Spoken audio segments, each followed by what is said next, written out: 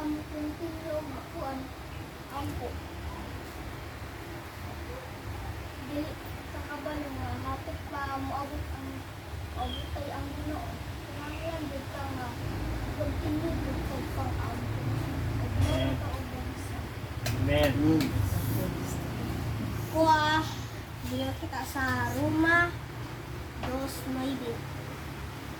Sakiton o pantuson ang nagbuhat og daotan. So, ingon dito nga sakiton o antuson ang nagbuhat og daotan. So, kuya kayo paminahon sa mga dili man totoo nga pantuson day sila pag-abot sa panahon kay sige sila buhat og daotan. So, kita dili ta magbuhat og daotan naman kali kay sipyat na pagpasaylo sa Ginoo o dapat na alert ta nga dili ta makasala. Mara ka dagan sila. Amen.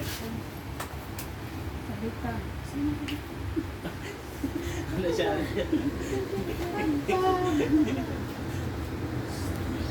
Wala si Modo.